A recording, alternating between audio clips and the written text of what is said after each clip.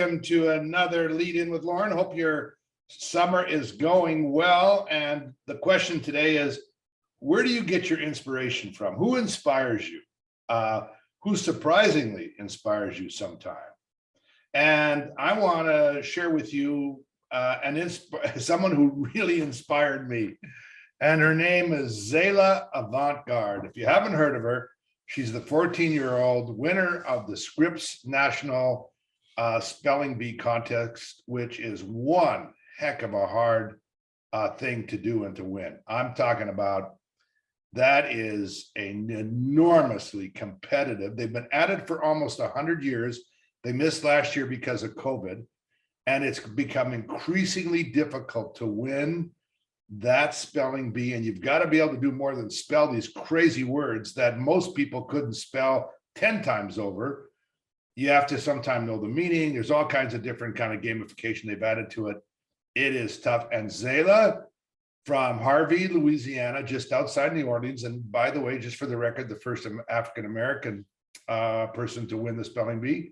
What a great, great feat. And she inspired me, not only because she reminded me about how much work you have to put in to become at the pinnacle of anything. Her and her dad spent thousands and thousands of hours going over tens of thousands of words, almost the entire dictionary, over and over and over again, spelling and learning the meaning of these words. So, wow, what now? She does have a proclivity, and she was naturally a good speller. Her dad noticed that when she was about 10 years old, when he threw a couple words at her, and she had no problem just spelling it naturally. But the end with that is the additional work. Now, just to be inspired a little bit further, she was not too long ago in a commercial with Steph Curry, the famous basketball player out of the NBA. Why? Because Zaila just happens to own 3 Guinness World Book of Records around basketball.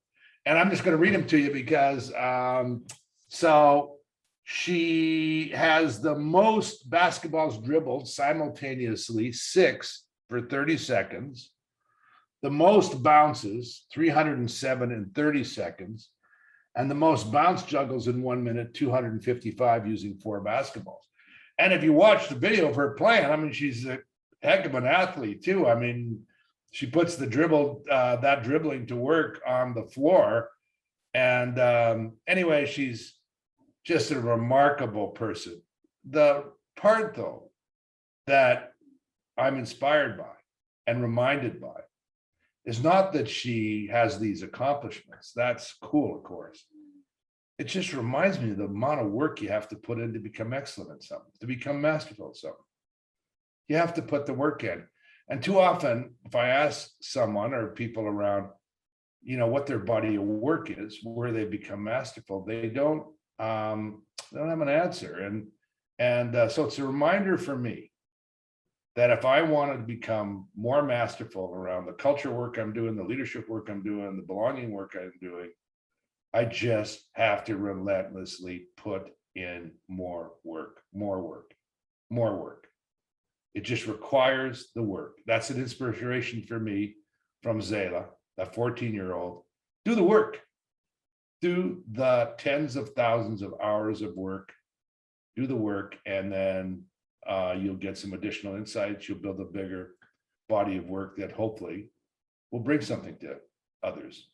So, and in some cases like Zaila, that others is that inspiration. You imagine how many 14-year-olds and people she's inspired.